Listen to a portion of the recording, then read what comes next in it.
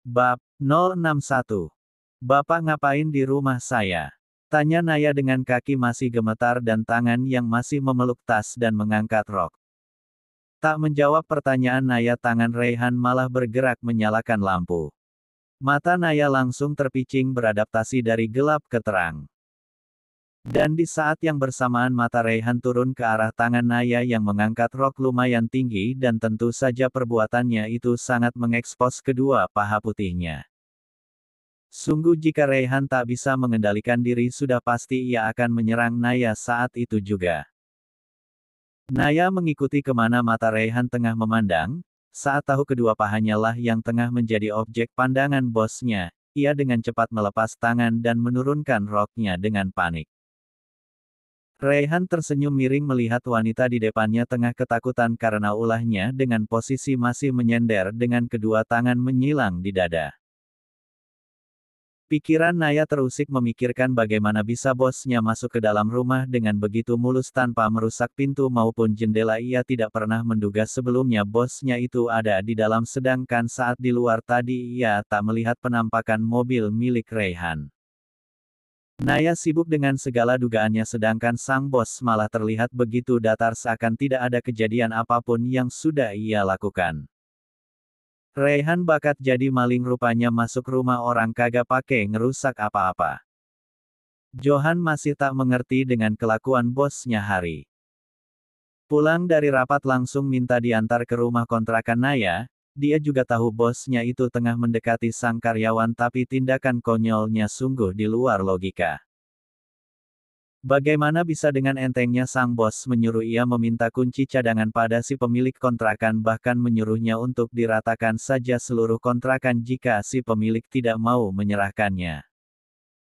Dan setelah mendapatkan apa yang diinginkan, sang bos dengan seenak hati mengusir dirinya dan seorang pria parubaya pemilik kontrakan untuk meninggalkannya sendiri di dalam rumah yang disewa Naya. Sungguh jika bukan atasannya sudah pasti ia akan membuat Raihan pingsan di tempat daripada terus merepotkan dan membuat ia malu dengan segala tingkah langkahnya. Di dalam mobil perjalanan pulang berulang kali Johan menarik napas jengkel, juga pusing di kepalanya karena harus meladeni Raihan. "Bapak ngapain di rumah saya?" tanya Naya seraya bergerak mundur menjauhi atasannya yang sekarang sibuk menggulung lengan kemeja dengan warna gelap yang digunakannya malam ini. Masih kemeja yang sama dengan yang digunakannya saat pergi ke kantor dan rapat tadi, itu artinya ia belum sempat pulang untuk ganti baju, padahal sekarang sudah malam, sudah sepantasnya Raihan berada di rumahnya sendiri, tapi sekarang ia malah berada di dalam rumah seorang gadis, bahkan mereka hanya berdua saja. "Bapak mau apa?" Pertanyaan pertamanya belum juga dijawab, Naya sudah mengajukan pertanyaan berikutnya. "Terserah saya mau berbuat apa sama kamu," tukas Raihan datar seraya menatap Naya yang sudah mulai panik, curiga bosnya itu akan melakukan perbuatan yang menakutkan. Raihan dengan cepat merampas kunci yang sejak tadi dipegang oleh Naya, lalu dengan cepat mengunci pintu dan menyimpan kunci di saku celana. Naya mencoba merebutnya kembali namun tak bisa karena sudah pasti ia kalah tenaga dengan Raihan. "Bapak sebenarnya mau apa?" Naya bertanya dengan suara yang bergetar dan wajah yang pucat karena udara menakutkan langsung menguar begitu melihat Raihan mengunci pintu rumah. "Ternyata kamu tidak seperti yang saya kira," ujar Raihan melangkah mendekat. "Maksud Bapak apa sih? Saya nggak ngerti," tanya Naya bingung. "Jangan berpura-pura bodoh, karena perusahaan saya tidak mungkin mempekerjakan orang bodoh," Raihan berkata sinis, sebab ia merasa Naya pasti tahu kenapa ia bisa seperti ini sekarang. "Saya memang tidak tahu apa yang Bapak maksud, tidak tahu bukan berarti saya bodoh." Sentak Naya tak suka mendengar perkataan Raihan yang seperti sedang mengatai dirinya. "Kalau tidak bodoh, lalu kenapa kamu masih saja bertanya?" tanya Raihan tajam. "Ya karena saya tidak tahu maksud Bapak apa." Kini Naya sudah berkata dengan suara yang lumayan kencang. "Bisa bicara dengan suara pelan gak?" Raihan takut suara Naya akan membuat orang berkumpul dan bisa dipastikan ia takut dihajar massa karena semalam ini masih berada di dalam rumah seorang gadis yang belum menikah. Terserah saya, toh Bapak sudah mengganggu saya dengan masuk diam-diam ke sini. Naya malah makin sengaja memancing Raihan. Raihan tersenyum sinis mendengar pernyataan Naya, pemilik rumah yang memberikan kunci duplikatnya, hingga saya bisa masuk. Kalau mau marah, marah saja sama dia, ucap Raihan tak sadar padahal dirinya yang memaksa untuk diberikan kunci cadangan sampai mengancam sang pemilik rumah. Naya menutup mulutnya tersentak kaget dengan pengakuan bos piknya itu. Raihan membuka kancing kemeja paling atas seraya tersenyum menatap karyawannya yang sudah sebegitu pucatnya. Bapak mau apa? Tanya Naya gugup. Tak menjawab pertanyaan Raihan malah makin mendekati Naya yang mencoba untuk masuk ke kamar, namun ternyata pintu kamar pun tadi ia kunci sebelum pergi kerja dan kuncinya ia masukkan ke dalam tas. Tangan Naya mengacak-acak isi tas dengan gemetar sambil terus melihat pergerakan Raihan yang kini malah dengan santainya bergerak lambat. Jantung Naya berdegup dengan sangat kencang, takut akan sesuatu hal yang akan menimpanya malam ini. Tepat saat Naya sudah menemukan kunci dan akan menggunakannya, Raihan sudah berada tepat di depannya dan memegang kedua tangannya ke samping. Saya sudah peringatkan kamu untuk menjauhi Rama karena kamu sudah menjadi milik saya, tapi kamu malah dengan sengaja berduaan dengannya bahkan sampai malam. Ketus Raihan menundukkan kepalanya mengarahkan bibir ke wajah Naya yang dipalingkan ke sebelah kanan. Raihan berkata dengan hembusan napas yang terasa panas di pipi Naya. Terus Bapak sekarang mau apa? Masih bertanya dengan suara yang dibuat tegar meski dalam hati jantungnya sudah semakin kencang berdegup seakan ia tengah melakukan lomba lari. Benar dugaan Naya yang mengatakan Tania akan memberitahu Raihan tentang apa yang ia lakukan tadi sore dengan Rama. Ia tak menyalahkan Tania sebab Tania memang tak tahu apa-apa. Ia hanya dipinta Raihan untuk mengawasi Naya tanpa tahu alasannya apa. Menurut kamu saya akan apa? Bertanya dengan raut wajah yang dibuat sedingin mungkin agar Naya terus merasa takut. Kepala Naya bergerak menggeleng tak tahu dan tak mau menebak apa yang akan dilakukan oleh sang atasan terhadap dirinya.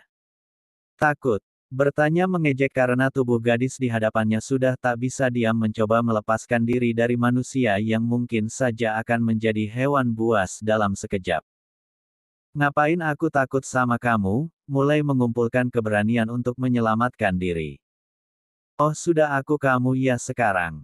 Tertawa mendengar apa yang dikatakan Naya barusan. Berarti kamu sudah anggap saya pacar kamu kan? Cibir Raihan. Kan Bapak yang minta saya jadi pacar Bapak, kembali memanggil Bapak seakan tak konsisten dengan yang tadi diucapkan. Berarti kamu sudah pacar saya kan? Tapi kenapa kamu langgar permintaan saya? HMM, masih menatap dengan mata elang. Saya cuma ngobrol dengan Rama, apa itu salah? Naya mulai berani menatap balik Raihan. Tidak ada yang salah, tapi saya tidak suka.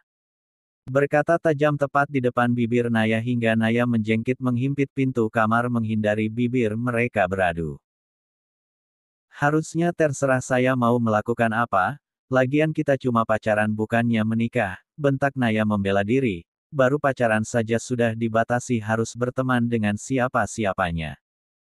Jadi kamu mau saya nikahi? Raihan tersenyum sinis mendengar pernyataan Naya tentang hubungan mereka yang sebenarnya tak jelas dianggap atau tidak oleh Naya. Naya menggeleng cepat, enggak. Pacaran juga saya enggak mau, tukas Naya cepat. Tidak mungkin dirinya harus menikah dengan orang seperti bosnya ini, sudah galak kelakuannya juga terkadang aneh dan membuat orang bingung. Kalau malam ini saya melakukan hal yang tidak-tidak apa kamu tidak akan meminta pertanggungjawaban dari saya? Mengangkat kedua alisnya entah apa yang sekarang terlintas di kepalanya sampai bisa mengatakan hal yang sungguh akan membuat Naya makin kalut. Sekarang Naya hanya mencoba melepaskan dirinya daripada harus merasakan apa yang Raihan katakan tadi. Raihan malah makin erat memegang tangan Naya dengan wajah garangnya. Saya tidak tertarik dengan tubuh kurus seperti ini, ucap Raihan nyinyir tentang bentuk tubuh Naya yang memang kurus, seraya matanya menjalar menatap dari ujung kepala sampai kaki wanita di hadapannya. Lalu Bapak mau apa? Bertanya sedikit tenang karena dapat ia duga bosnya itu tidak akan berbuat macam-macam terhadap dirinya. Saya akan kasih kesempatan kamu lagi, bisik Raihan pelan. Maksudnya, tanya Naya tak mengerti maksud dari kata kesempatan yang Raihan katakan. Kamu tetap jadi pacar saya, dengan permintaan yang sama, kamu harus tetap menjauhi Rama, ucap Raihan. Perkataannya seolah Naya lah yang memaksa untuk menjadi kekasihnya, padahal dia yang memaksa tapi kenapa harus dia juga yang mengajukan persyaratan. Saya nggak mau. Ujar Naya tegas menolak permintaan Raihan dan bahkan kini sudah berdiri tegap seakan menantang bosnya. Raihan membelalak mendengar jawaban Naya bahkan ia sampai ikut menegakkan tubuhnya melihat gerakan Naya. Saya nggak suka dilarang-larang, apalagi harus menjauhi teman yang sudah terlalu baik sama saya, kata Naya tegas. Sedangkan kenyataannya ia juga pernah menghindari Rama karena merasa tak enak sudah menolak pernyataan cinta yang diutarakan oleh Rama. Oh bagus, kamu tinggal tunggu surat PHK dari saya nanti. Raihan berkata setajam silet merasa kesal Naya malah makin berani melawannya. Terserah Bapak, saya masih bisa cari kerja di tempat lain, tukas Naya pada Raihan yang sudah membuka pintu dan melangkah keluar dari rumahnya dengan perasaan yang teramat geram karena keinginannya tak tercapai. Di halaman rumah Naya Raihan menghubungi seseorang untuk menjemputnya. Raihan langsung naik ke mobil yang baru saja sampai. Ngapain sih lu? Roman bertanya kenapa Raihan malam-malam berada di jalan tanpa membawa mobil. Tidak ada jawaban malah membuat Roman jengkel lalu menginjak gas dalam-dalam dan ban mobil berputar semakin cepat. Nggak usah cari mati men, Raihan mengeluhkan kelakuan Roman.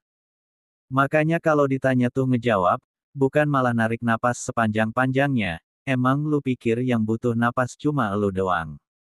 Roman memarahi kelakuan sang sahabat di sampingnya. Pusing, malah mengeluhkan kepalanya yang pusing karena ditolak oleh Naya. Roman mengernyit seraya tangannya menyentuh kening Raihan guna merasakan apakah sang sahabat sedang demam.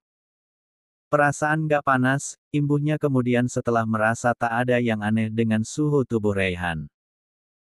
Emang kalau orang bilang pusing harus selalu panas, sentak Raihan menepis tangan sang dokter ngeselin. Ya enggak juga, sahut Roman melirik Raihan dari ujung mata.